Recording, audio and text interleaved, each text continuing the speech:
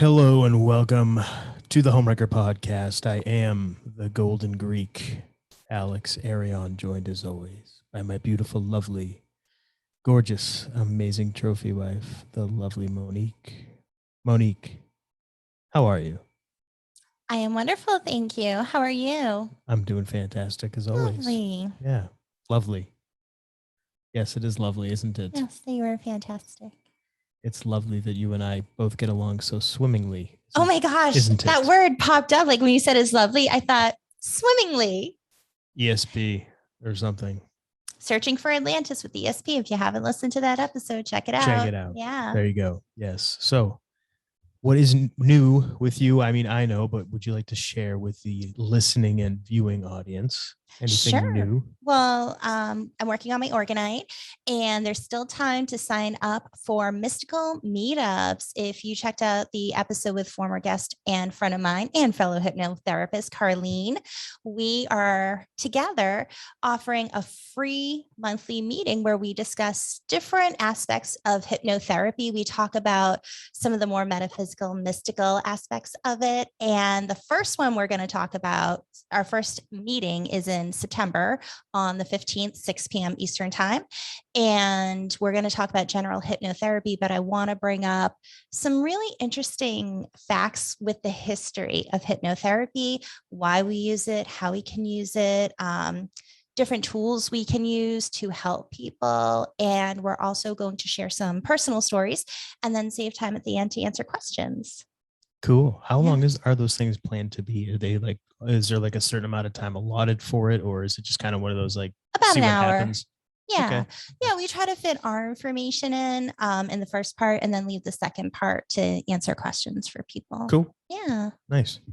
Good deal. Yes. And then you also, your website is live as well, yes, right? It's been live, but it's like new done. website. Yes. Right. Understandingshypnosis.com. Check that out. Yes, please. Yeah. Schedule a consult. There you go. Yeah, I give free 20-minute consults so you can make sure this is something you want to do.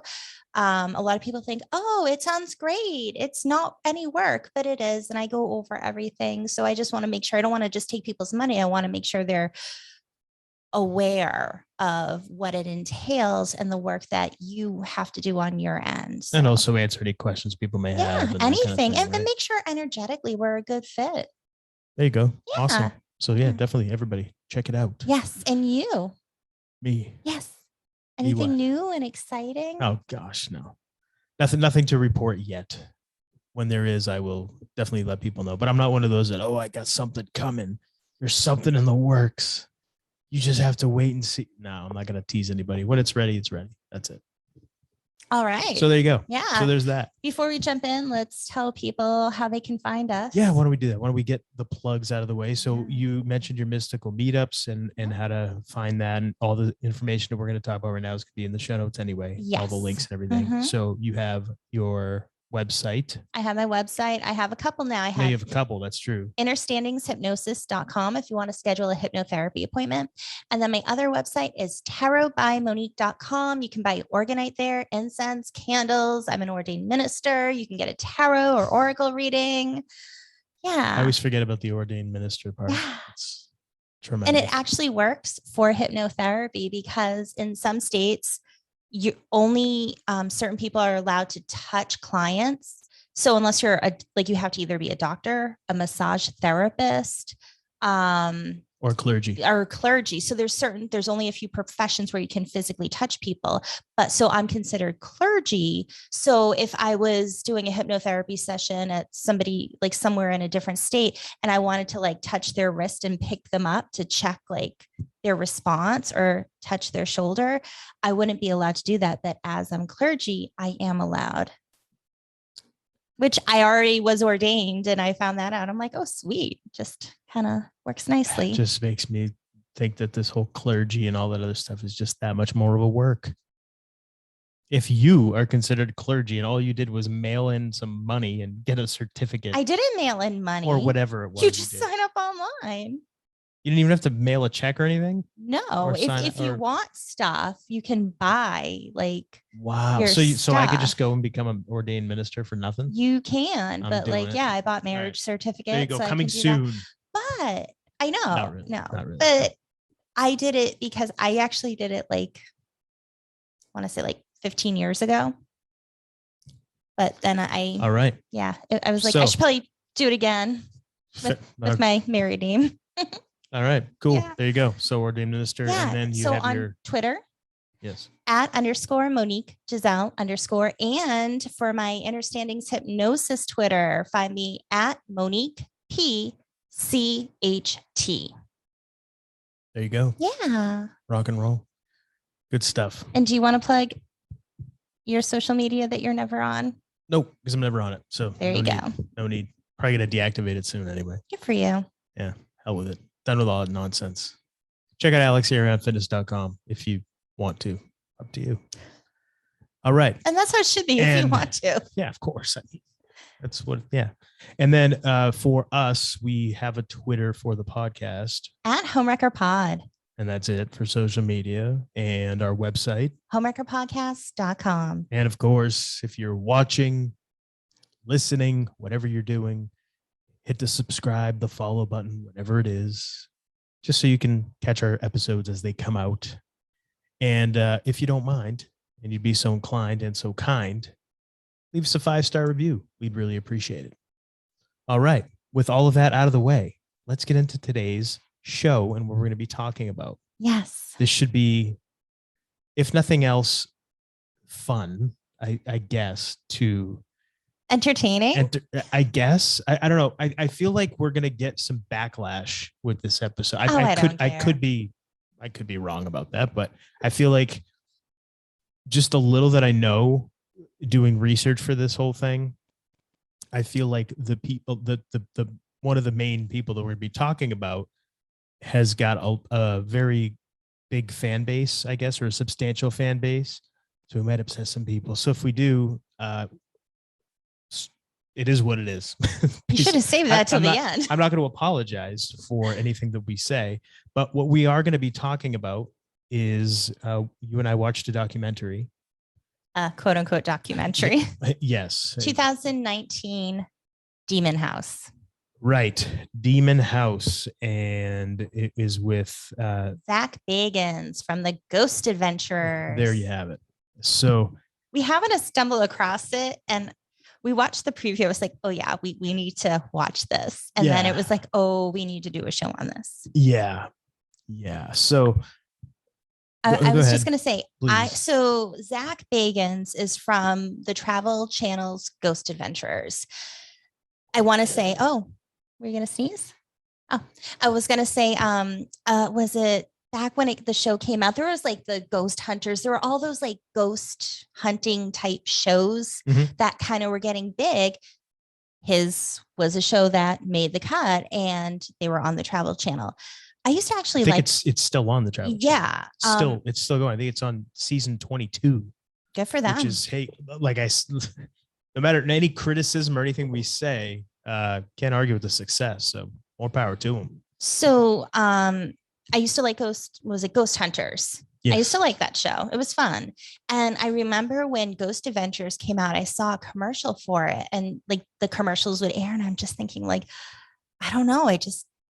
There's something about it that really turned me off. So I never watched it. So I have never actually watched any of his stuff. I've heard stories. I remember hearing something about him buying a haunted house, which apparently is the house the documentary is about. But I know, I was like, I know nothing. So yeah. Going in blind. Yeah, we went in pretty blind. Never, same here. Never watched the show or anything like that. Knew of the person, had heard his name before, and obviously had seen commercials for the show back when we had cable and all that kind of stuff, but never actually, never like watched him in action, if you will, on a show or anything like that. So had no idea. I was gonna say too. So his name, he says his name is Zak Bagans. I always thought it was Zak Bagans because I've heard so many people say Bagans. Yeah. And then there was something, I think in the documentary where they showed them talking, like he's showing like a news station and they introduce him that like he was on something like was it Hard Copy or one of those kind of shows? Something. But so they said Zak Bagans. So I'm like, okay, I'm not crazy. I did hear people say it like that. I hear it like that all the time. I was like, Bagans. Like, did you like what? So I just thought that was interesting. Like, oh, apparently everyone says his name wrong. Well, it's like I told you, I'm going to believe him, and the way he pronounces it is probably the correct way. That would only make sense. I'm sure there are people who are like, dude, you're saying your name wrong. Dude, that's not how you say your name. He's probably one. He probably wants to punch everyone who calls him Zak Bagans. Probably. Yeah. So do you want to get into the story of this, and we'll just like kind of pick it apart, I guess? Or? So basically the story about this house is the documentary itself. The documentary essentially, real quick synopsis, then we'll get into the story. This Zak finds out about a haunted house. I think he saw a story on the news or something like that, or somebody told him about it that saw it on the news. He buys the house. Apparently, he just makes a phone call and buys the house over the phone or whatever, which, when you got money, you can do that kind of stuff, I guess. And goes to the house and essentially does an investigation or whatever there. It's now his house. He can do whatever, right? And yeah, that's and then he makes a movie essentially about it. So that's what this is in a nutshell. Yeah. So now digging into the story. Let's get into the story. Basically, this house allegedly, this woman, Latoya Ammons, rented the home. It was her mother, and her 3 children. And she claims that there was something in the house that was ultimately possessing them, influencing them, making them act not like themselves. And so they had said, so she moved in there. The house is in Gary, Indiana. She moved in 2011. And then from that point on, and a lot of stuff, I guess, really happened more so in 2012, which caused them to believe there was something going on in the home. They said that it first started in the home. There was a lot of black flies, especially by the porch area. And there were so many, they'd start like going in swarms and making shapes. No matter how many flies they killed, there were just always tons of flies. Then they started hearing footsteps when nobody was over there.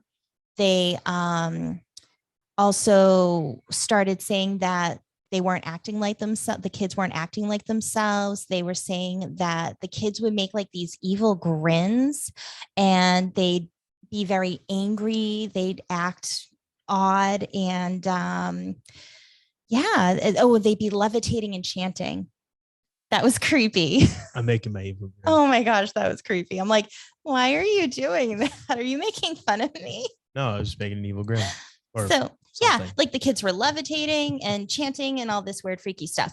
So allegedly, the kids weren't going to school. So child services stepped in to investigate her. And that is when Valerie Washington, a child services investigator, claims that during their investigation, one of the children was being uncontrollable. They had to take the child to the hospital, and she witnessed the child walking up a wall backwards. And I want to talk about that later. But so basically, Latoya's story came out in 2014. And that is when Zak found out and then bought the house. All right. Yeah. Cool. So we have that. Yeah. So a woman claims that she moves into this house and all of a sudden there's black flies everywhere, by the porch especially, and they kill a bunch of flies, but no matter how many they kill, more arrive. Okay, wonderful. Happens with flies, but anyway. Anyhow. Moving forward. So Zak basically has his documentary that he's making once he moves into the home. And he shares the story about how he had this strange kind of prophetic dream that when he woke up, he got a call from somebody and told him about the house, and it comes into play later in the story. Well, what was the dream? You got to explain the dream. He had a dream that there was this beast-like thing. It had like the head of a goat. It was 12 feet tall. Yeah. Had the head of a goat. Mm-hmm. And it was chasing him, and it pinned him down and breathed black smoke into him. Yes, into him. And then he woke up. And then he found the house. Yeah. Oh my goodness. There you go. So he buys the house and basically does his thing where he tries to go in the home and get information, interview people. And there are a lot of people in this documentary who had things to do with the house. Ironically, the woman who lived there and her family didn't want to talk to him. And they claimed that was because they knew he went in the house, which I question, how do they know he went in the house unless they had a conversation beforehand? Because they talked to the brother or something, remember? But no, before that, they just knocked on the door. So basically, Zak said, I think a lot of this stuff was the way it was put into the film was out of order. Well, it was, the timelines were so confusing for me. A lot of it was kind of, yeah. So basically he says that Latoya, he was talking to her and her mother, Rosa, and then all of a sudden they stopped communication.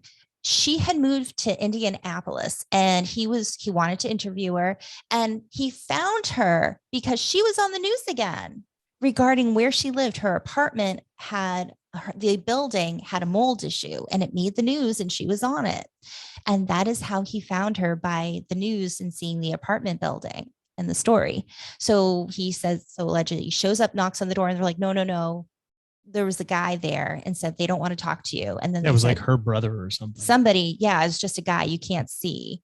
And you were in the house and she's afraid that something's attached to you. They don't want that. But then was it the brother came out later and talked to them? Yeah. Yeah. And he found out that they had a movie deal. Yeah. Or something. And that's something that came out later. There was a lot of really weird stuff in here. Yeah. So there's a lot of weird stuff. So move on to the next thing. So they talked to one of the police lieutenants who was there during the investigation when the weird stuff happened with Latoya and her family. They talked to the police chief. They spoke with the priest who did the exorcism on the family. They had a woman who used to live in the house and they talked to her, I don't know if you want me to kind of go into those. Yeah, go into whatever. And then I'll interject when I. Yeah. Some of the things I want to bring up. So Zak, when he arrives at the house, there are people there. He said that squatters took up in the home. And so he had to ask them to leave. So he knocks on the door and the guy lets him in and he's saying like, oh yeah, I know about some shit or something like that. And then they kind of cut out, they go on to the next thing. But later on, it comes back when he's talking about like Hollywood wanted the rights to the movie from her. They were going to pay her. And that's why they weren't talking to him. Later on, it came up that the squatters, like he spoke to them before and they have like footage of him knocking on the door during the day. And there's a woman there. She's like, no, nothing's ever happened here. But then he said he paid the guy to leave the house. And that's all of a sudden where the stories came in from them. So it seems like when money comes in, that's when stories start happening. Kind of suspect, but okay. Yeah. So another really weird thing was the priest he's interviewing, and I wrote it down. The priest's name was Michael. I'm trying to see where I have it. I know I wrote it somewhere. There we go. Maginot. Thank you, Michael Maginot. The priest shared his experience with everybody. And what you loved about that was the priest did his own reenactments. Okay. I don't have anything against reenactments or whatever, you film a little reenactment just to, add some excitement, maybe make the story flow a little better, put something visually exciting on the screen, something to illustrate the points that are being made, whatever, that's fine. But when you have the people that were actually involved and not actors doing the recreation, for me, it immediately calls into question everything, the entire story. Everything gets, for me, it's bullshit. You're now acting out what happened. Like it just, to me, that makes all credit. I don't care if you're a priest, a police officer, whatever. If you're doing your own reenactment in something, no, I call BS right off the bat. So when I saw that happen, I immediately went, I'm checked out. This is BS. This whole thing is BS. There's a couple of things we'll talk about after that I can't explain, but that right there, to me, BS. Fake, all fake. But anyway, go ahead. So they had the priest, they had the police chief, Charles Austin, a police lieutenant was there. Oh, a woman allegedly showed up, and this was kind of weird because the way Zak narrated it was like this woman used to live there and she just happened to show up to talk to him. And I thought that was kind of weird. Like, so she just randomly Quite showed convenient. up. Yeah, like she knew you were going to be there, and she was just staking the place out with her 3 kids in the back of her car. It was just bizarre. So, she shows up, she has her 3 kids, and he's telling the story about Latoya and her 3 kids. And he's like, do you want to come inside the house? Do you want to check it out? And she's like, yeah, that's fine, bringing the kids. And then he stops and he's like, well, a lot of stuff has happened to people who've been in the house, and basically like trying to warn them. And she's like, yeah, oh, okay. And so they go in, and she goes in the home with her kids. She's exploring it. She's like, yeah, nothing ever happened here. And he kind of probes her a little more, and she shares like, well, my friend always got a bad feeling. Like she was saying like how her friend didn't like being there. She got a bad feeling. And then they go down in the basement. And then in the basement, she's just like, I never liked the basement. I never went in here. And she starts acting kind of weird. She kind of like her knee buckles, and she kind of not yells at her kid, but yeah, said, why'd you kick me? Or yeah, it goes to her kid, like, why'd you kick me or something. And then they show it on slow motion, and the kid wasn't touching her. Her knee just buckled. And then she shares, or Zak narrates about how she shared with him, she would have bad dreams in the home. And her brother, who was living in the house, slept in a bedroom in the basement, and then he got shot shortly after. Shot and killed. Yeah, shot and killed after she was having those bad dreams. But she always got a bad feeling from the basement. Later on, 2 days later, he gets a frantic call from her, and you can't make out what she's saying, but apparently she called her daughter, who was at the house, started acting very weird, wasn't acting herself, was angry, yelling. And then her daughter was flipping out and then stabbed herself. The daughter stabbed herself. And I thought it was kind of weird because Zak's reaction was like, yeah, okay, keep me posted. It just seemed very nonchalant. Yeah, it was very suspect. Yeah. They spoke with the child service worker, Valerie Washington. He spoke with her over Skype about. So talk about that, because you said you wanted to talk about that later. You'll get to that later, about this woman and the kid walking backwards up the wall. What were you going to say? I was going to save that for my little notes at the end. Okay. Yeah, but he speaks with her. Yeah. He also via Skype, wasn't it? Yeah, Skype via or Skype. Zoom or whatever. He called in Dr. Barry Taff to come in and check out the house. And do you want to kind of share what you know about him, because you knew who the guy was? Yeah. I saw Barry Taff and I'm like, oh, okay, cool. Like, this is somebody who I've heard of before. He takes a very, very scientific, rational approach and tries to rule out any kind of environmental factors, I guess you could say, anything that could be going on, electromagnetic frequencies, all that kind of stuff, anything that could possibly mess with the brain, with the psyche, with perception. He's most famous for the entity case. They did a book, a movie, all that kind of stuff. So he's been in the paranormal forever, for the longest time. And so I saw him and I went, okay, that gave me some credibility, but it didn't last very long. But yes, he shows up and they go and they're doing various, they're discovering spikes of electromagnetism, I believe it was. Mm-hmm. And they got all the meters out and everything. And I got to tell you, once I made up my mind with the reenactments of the priest early on in the film, I immediately went, okay, this whole thing is BS. Now I'm going to look for everything. My suspension of disbelief was turned off completely. And I was looking at it as, I'm going to pick this apart now. Well, I'm going to pick this apart and I'm going to figure this out. And all I could think of was, and I'm not saying that this is true or not, but this is what how my perception of everything was. Every time you see the meter, all you're seeing is the front of the meter.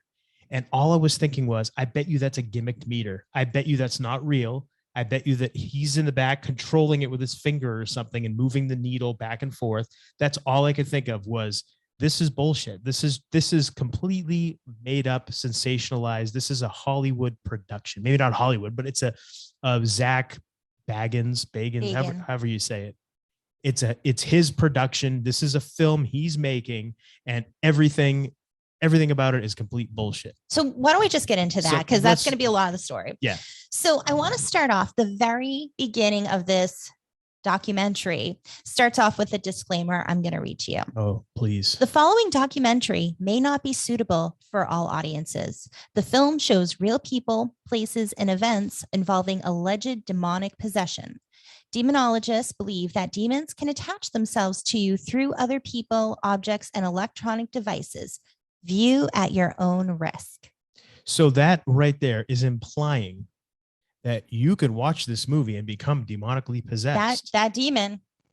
That's what could attach to so you. When I first saw that, I'm like, come on, like seriously, this is what we've devolved into when it comes to this kind of stuff. Like, I'm sorry if you're a Zak whatever fan. He kills credibility. For me, it's like, dude, he's sensationalized everything right out the gate.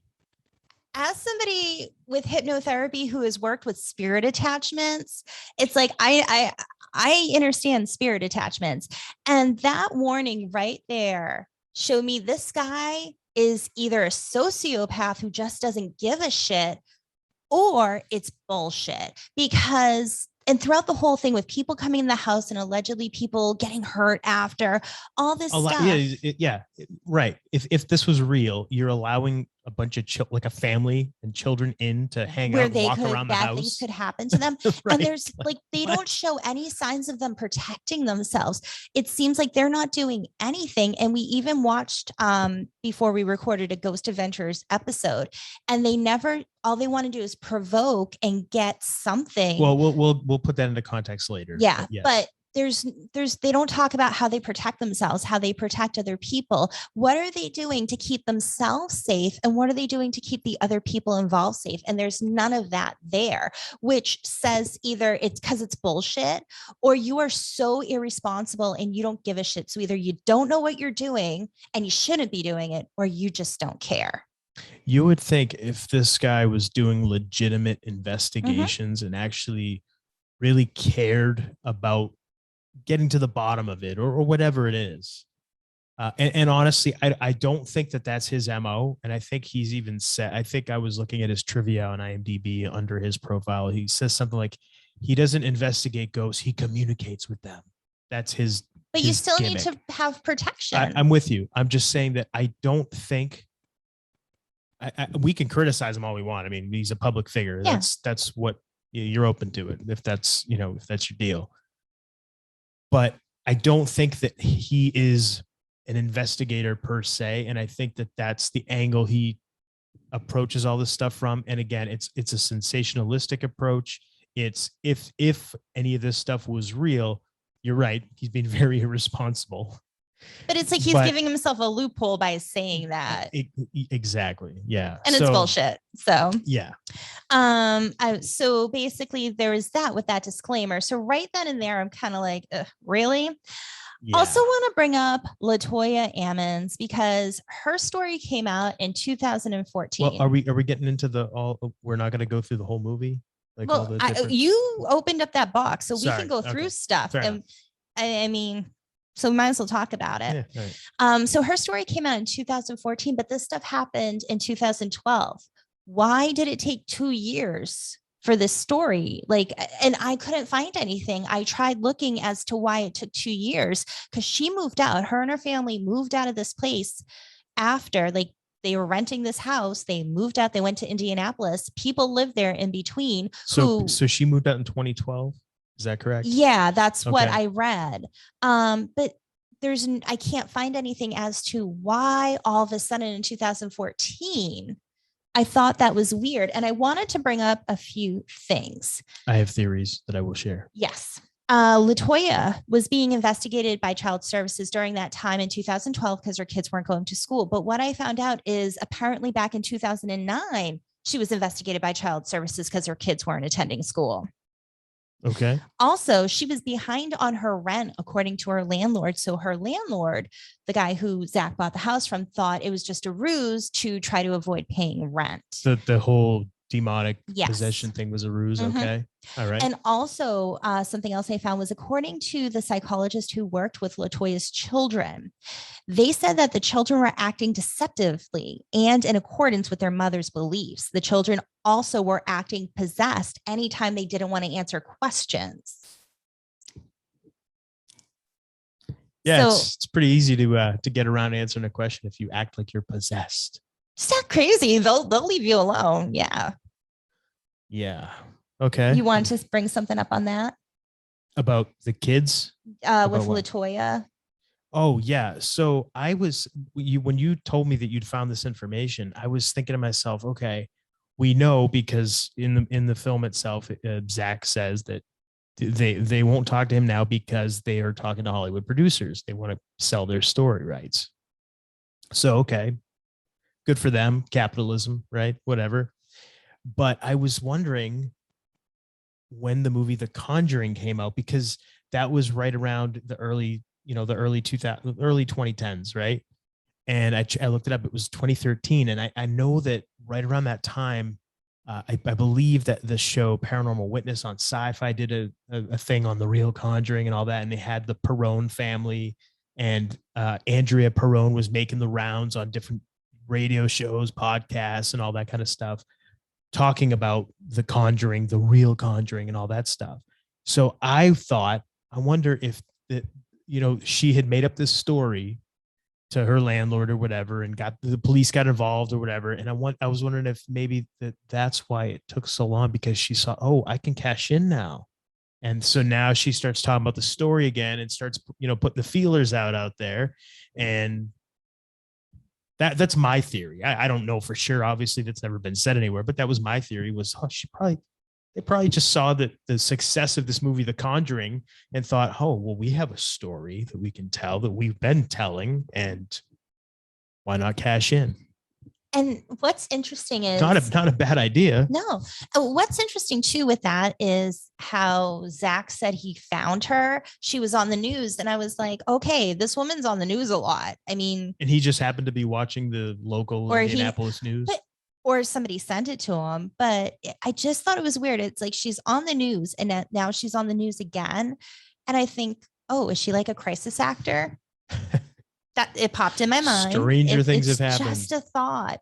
Mm-hmm. Another thing I want to point out was the child services worker, Valerie. The woman who said that the child was walking backwards up a wall. Valerie Washington. And by the way, they do this reenactment, and the mom is holding like the child's hands as it's walking up the wall. And I'm thinking, you can do that if you hold the kid. They can like walk up. Have you ever done that with your friends? Yeah, when I was younger, sure. Yeah, so there is a place in Tingsboro, a roller skating rink, and the walls were all carpeted. And we used to do that. Like we'd hold each other, and like our feet would be against the wall, and we'd walk up holding on to them. So, I mean, you could make it look like somebody's walking backwards up a wall if you have them by the hands. And that thought popped in my mind. But they are walking backwards up the wall. You're just helping them. Yeah. Now, if that's what happened, it's just according to the reenactment, that's what it looked like. Valerie Washington said that she was traumatized by everything that had happened. She moved out of the state. So she Skyped with Zak to discuss what happened. And the first thing I point out, I'm like, she's wearing purple. Yeah. Yeah, she's wearing purple. Oh, I just realized you are too. Oh, everything I'm saying is bullshit too, everybody. There you go. But I at least tell you. Yeah, but I'm just like, she's wearing purple. But it was just like that. I just wanted to point that out. So I want to talk a little bit more about Dr. Barry Taff and what happened. So he started acting funny in the basement. And this is kind of the MO. People are in the basement. They seem kind of disoriented and kind of out of it. And they start acting weird. And that happened to him because he said, did you hear that? It sounded like dogs barking. And sometimes, allegedly, according to the story, people will hear something and that kind of triggers it. So he started acting weird. And then one of the cameramen there, the cameraman's name is Adam Aldbrandt. And he started feeling weird and he had to lay down. Now, they had cameras placed throughout the house. And they caught on the house camera him laying down. And then he gets up, and there's one of the other guys who's part of the team there, and he's like looking at something. And Adam is behind him, and he did this weird thing, like putting his arms up, and he like the hands up, like sneaking by him. It was really weird because I'm like, is he going to attack the other guy? But he like sneaks by him. This guy doesn't notice somebody like as close as we are. It looks like we're like half a foot apart, and they're following him. He goes down back into the basement, and then they're looking for him, and they find him in the bedroom in the basement. And okay. So then Dr. Barry Taff, he's telling a story about that night he went to the hotel room, and he basically fell out of bed, and he realized he was bleeding from his ears.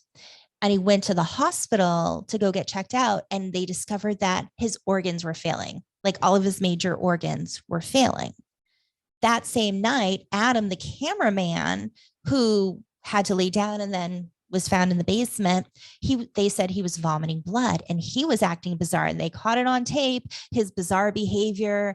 And he's like flipping out. He's flipping out, like going in the elevator. He's like yelling at the elevator and just doing it was. And they're able to sit down with him and talk with him. And they're like, the guy's like, Adam's like, just shut the camera off. Yeah. So they put it down and hide it. The cut motion with his hand. Yeah. And he's like telling him, put the camera down. I don't know, whatever. Like, I don't want to just shut it off, whatever.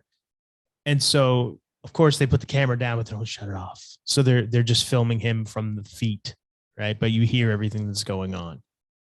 And all I was thinking was, okay, if this is real, what a bunch of assholes. And then they're also putting it in the movie after he asked, shut this off, like shut it off. Right. So I'm thinking, okay, if this is real, they're dickheads. They have no integrity whatsoever. They're not respecting the wishes of somebody who's possibly going through something traumatic. If this is real. Right. But then I said, well, but this isn't real. That's why they're doing that. Yeah. That's what I he's figured. Acting weird, and he comments about, he brings up Zak's stream, and Zak's like, I never told anybody about that. And how did he know that? Like narrating. Right. And then he's saying like, oh, I feel like cold. Like he felt cold on his hands, and all this bizarre stuff is happening. So some of the stuff with that was Dr. Barry Taff. They're interviewing him from the hospital, and he seemed to have quite a sunny disposition for somebody whose organs were failing. Yeah, yes. he was all smiles and just happy. Hey, what are you going to do? My kidneys are failing. My lungs are shutting down, man. But what are you going to do? Hey, yeah, it was just like, what? Yeah, there was just, yeah. I'm all about being positive and finding the bright side. Like if there's anybody to be like finding the positive, it's me. But I just thought it was kind of peculiar. This guy just seemed a little too like, oh, but we made some interesting discoveries. And it's just like, dude, you're allegedly dying. I will say this about Barry, and this is why I didn't lose all respect. There's still some there, a little bit that's left. He did say that when he goes into places like this to investigate and check them out and everything, he said that he never rules out that it still could be something environmental, could just be something that hasn't been thought of or discovered yet that is making people act a certain way. So he's still, when he can't explain it, he's still not ruling out that it's something that he just doesn't know about yet or that hasn't been discovered yet. And I thought that's a great statement to make. And if he really believes that, that's fantastic, because you got to be open to those possibilities, because yeah, exactly. It could be something that maybe we're not aware of measuring yet, or knowing about how to measure or identify yet, that is causing these hallucinations or these thoughts or whatever, perceptions or whatever. So I thought that statement he made brought back some of the respect I had. And they did bring up that there was a home inspection, and the home inspector found mold in the attic. He did find stuff in the house that could be making people sick. It could cause health issues. Could make people lightheaded. It could cause a number of different things, hallucinations, that kind of thing. And even Zak said he was affected by stuff in the house, and he was acting really angry and not like himself. He'd get lightheaded. The cameraman, Adam, they, talked about him at the end, and they said like, because they have to fire him or something. Yeah, Fired like him because he was attacking Zach or was violent towards him or something like because that. of his behavior, his angry behavior. Something like that, yeah. Yeah. And so they had to fire him. And I'm just thinking again, like if this were real, you like this guy needs help and you're just like, okay, well, we're going to let you go. And again, you're putting people in this position. Yeah. Right. But so this guy, like at the very end, he kind of gives updates about people and what's going on with them. And this guy, Adam, he said like, he's taken a dark turn. He never returned to the person he was, his normal self. And they show pictures of him, which are professional photos of him. And he has like makeup on and he has 666 tattooed on his hands. And of course, I'm like, it could be nines, but but yeah, and he's like, those are in the exact spot where he felt that sensation, that cold feeling. And then I wanted to do some research, and yeah, the guy is an actor. He's a filmmaker, director, cinematographer. And I actually found him in May of 2020 on a podcast, and he was talking about his career and why, like how he pissed off a lot of people with the films that he made, just things like that. And I thought it was really interesting because again, it's like this comes out and like not maybe a year later, here you're on a podcast, and it just, again, it takes away that credibility and that believability because it's so easy just to look you up. So I just wanted to point that out. All right.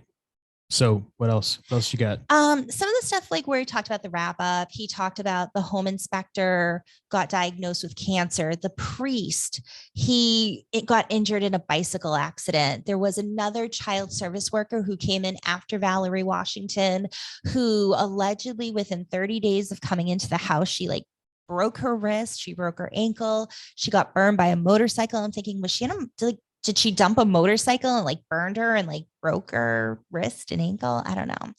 No, it said that they were all different. All different things. Okay. Right.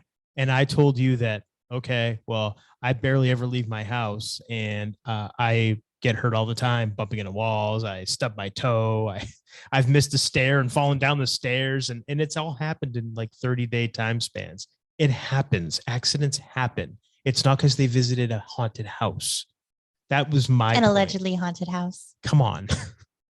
So yeah, very, very interesting. And then the home inspector that was diagnosed with cancer, like, okay, you're gonna say that was because of the house. I mean, they didn't say that, but it's implied that that's why. And it's like, all right, come on. Yeah, they just the stuff that they imply. Oh, and then they were interviewing that Mika woman, the woman who allegedly used to live in the house. She came in with her 3 kids and her daughter acted crazy and then stabbed herself. And he's interviewing her. And I just remember watching this interview, and the woman has like white in the corner of her mouth. And I'm just like, you think they'd be like, oh, honey, clean yourself up a little bit. You got something. It's real. Yeah, but gotta keep it looking real. Yeah, I guess it's so. Real. This is real. Yeah. It's not fake. It's real. Anyway. But yeah, we left out that they did an exorcism on the daughter. Oh yeah, they did an exorcism on the woman Mika, on her daughter. It took all of like 2 minutes, and the demon was gone.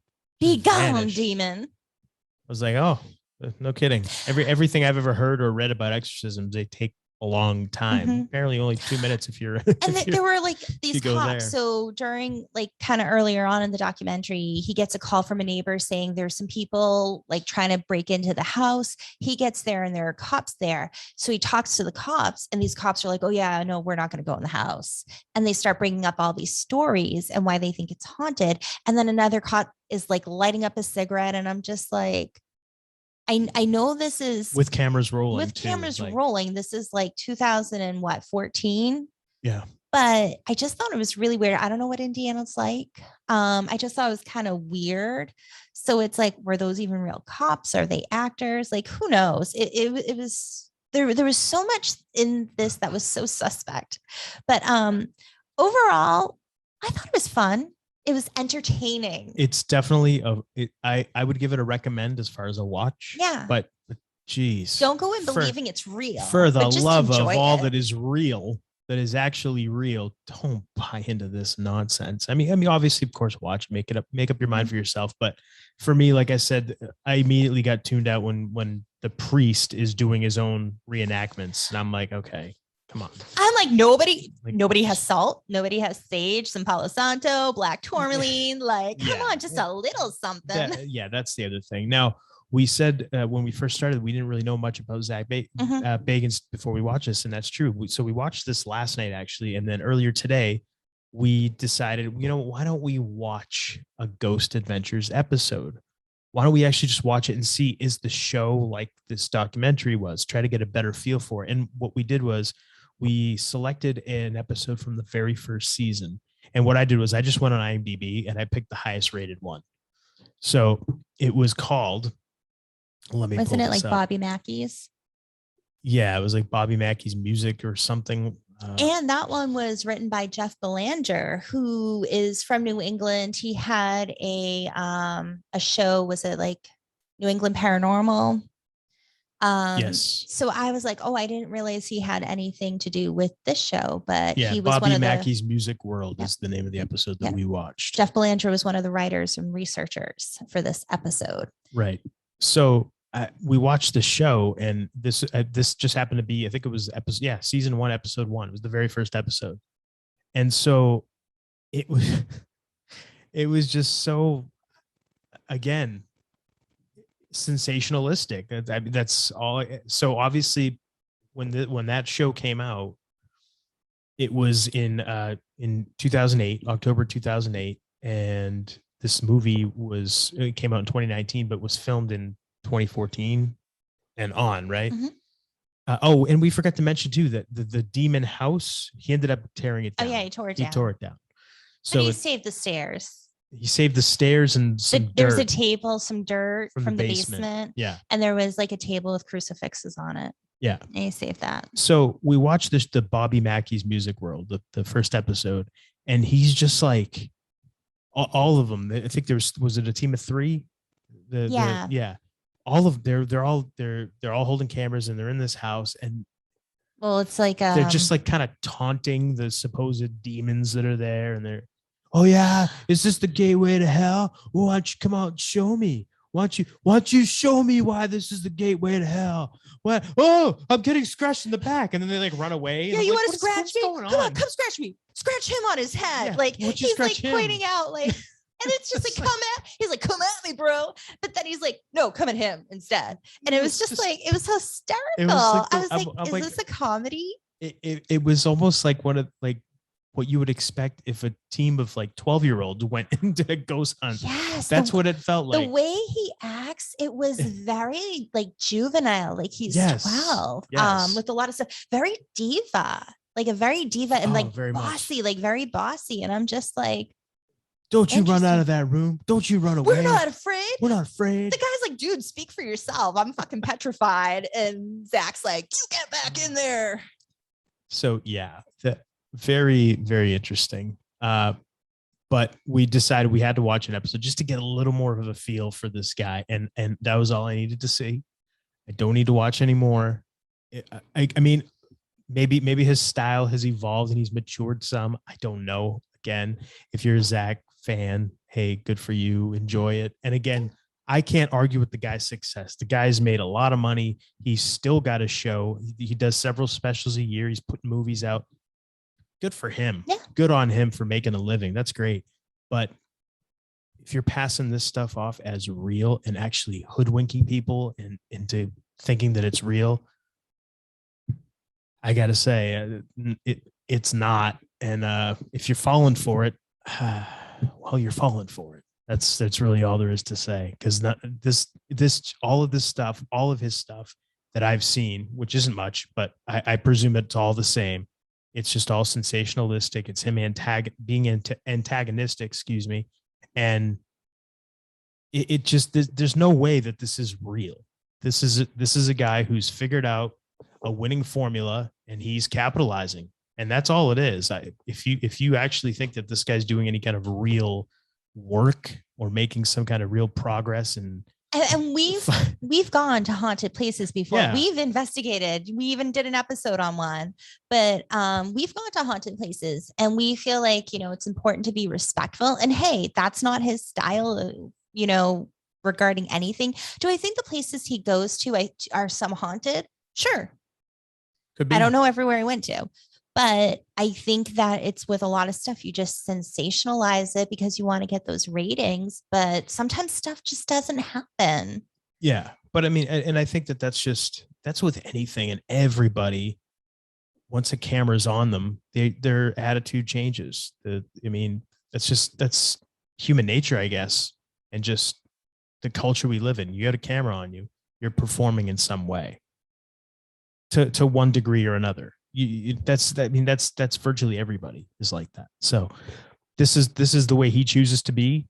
And like I said, can't argue with the guy's success. He's got a museum in Vegas now, that he charges people to go and see stuff. And he's got, all the TV shows and everything else. Who knows what other kind of streams of income he's got, but he's got a sweet gig going on. So good for him. Mm-hmm. Before we wrap up, did you want to read some reviews of Demon House? Oh boy, do I want to. Sure. Let's get back on the old IMDb machine here, and let's check out some of the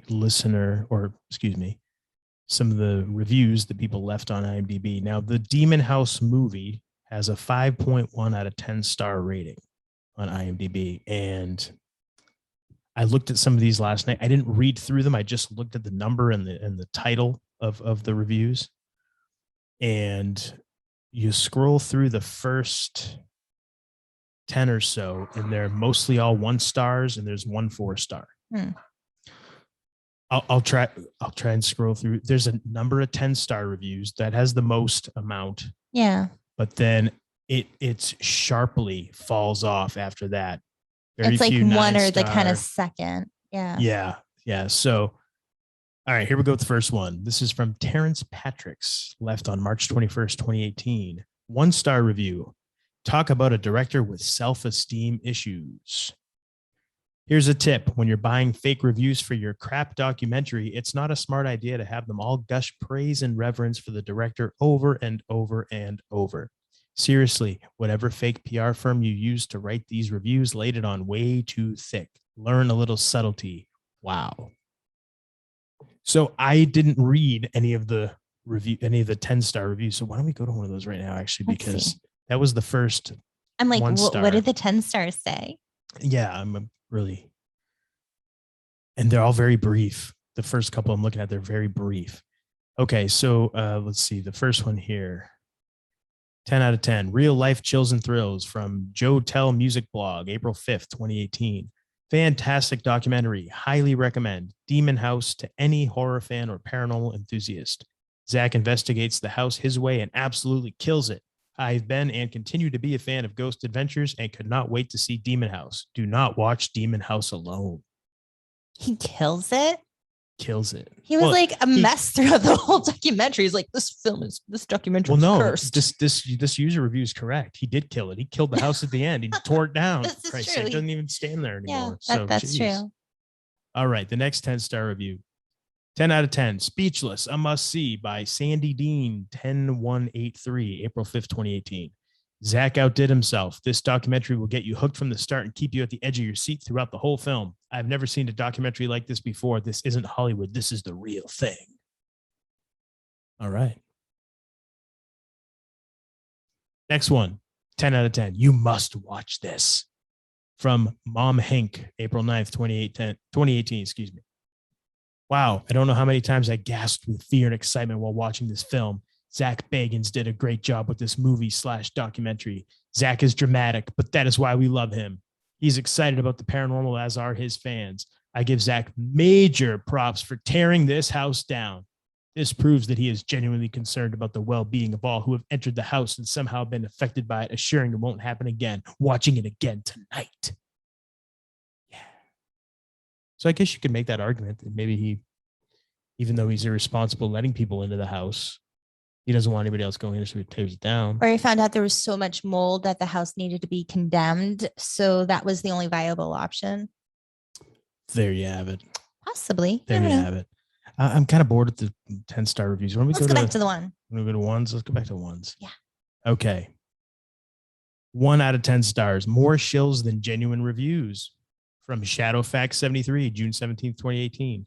I liked the sound of this movie. It was rated 6 on IMDb, so I figured I'd check out the reviews. I gave up after wading through a mess of 10 out of 10 reviews, comprising of adjectives a 10-year-old would use.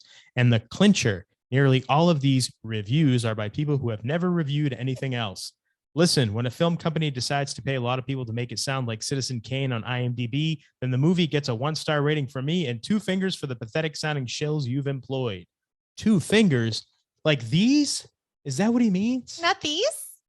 Wow. Crazy. I don't know. Interesting.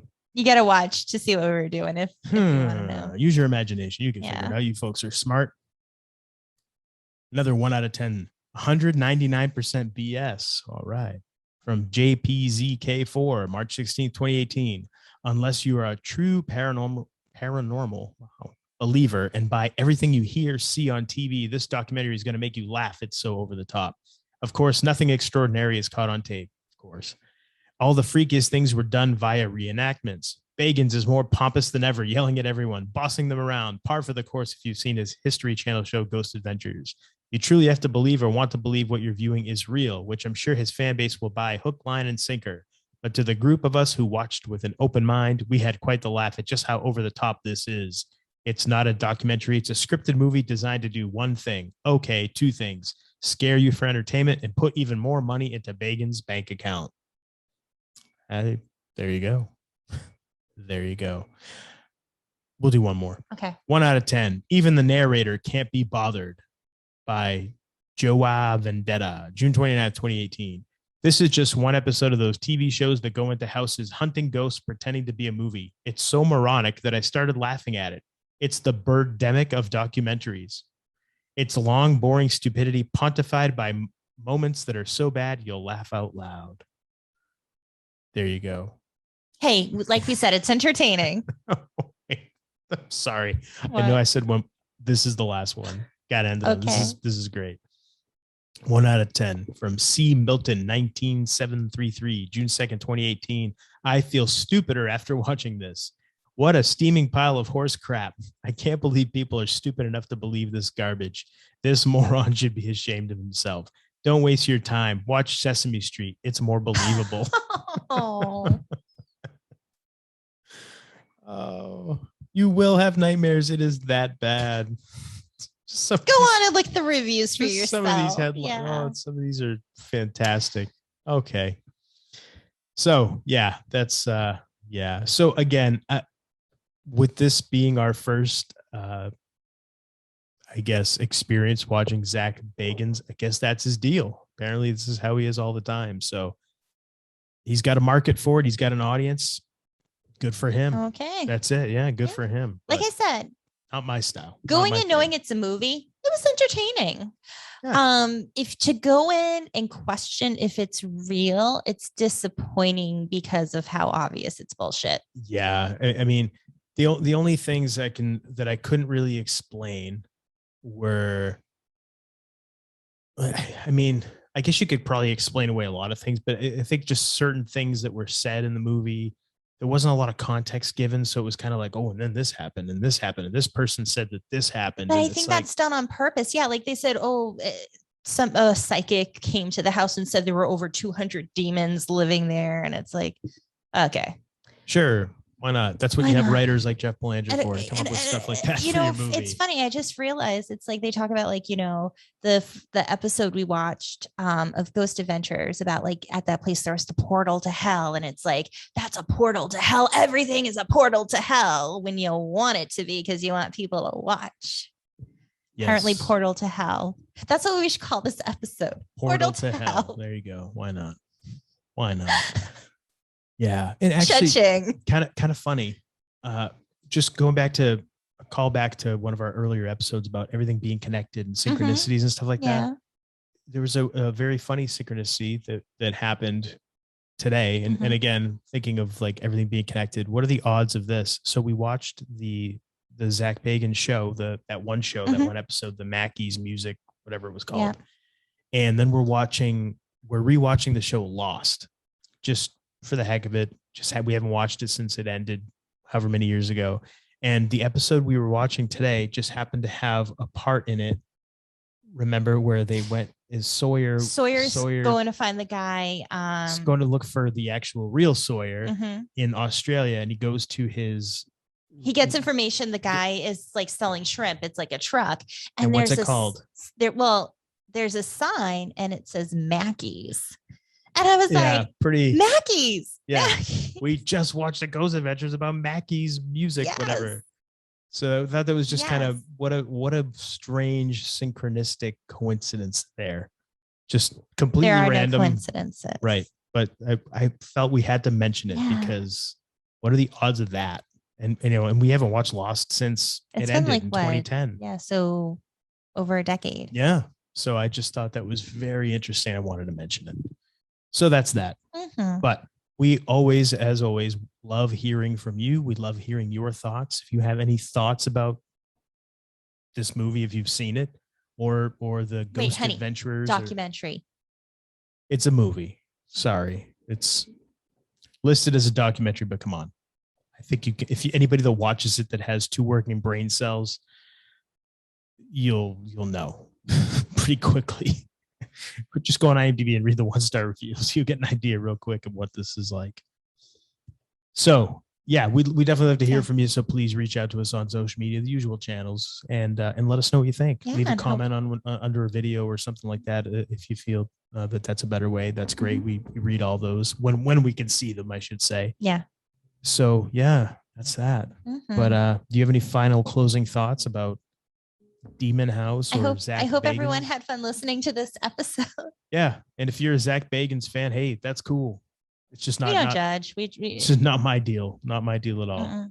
Gotta call it like I see it, and I call BS on it. But that's it. But again, I can't knock the guy. Again, I know I already said it a million times, but I can't knock the guy for his success. I mean, more power to him. But it's also when you think about like if you're trying to take advantage of people who are believing stuff, that's not really fair to. But I also feel like people need to think for themselves. So exactly. Well, that's the thing. So, but can't fault the guy for being successful. Good for him. All right. On that note, until next time, I still am the Golden Greek, Alex Arion, joined as always by my beautiful, lovely, gorgeous, amazing trophy wife, the lovely Monique. And you've been listening to the Homewrecker Podcast.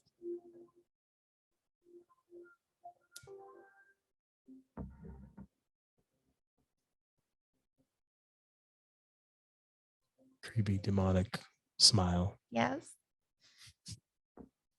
So ridiculous. Very.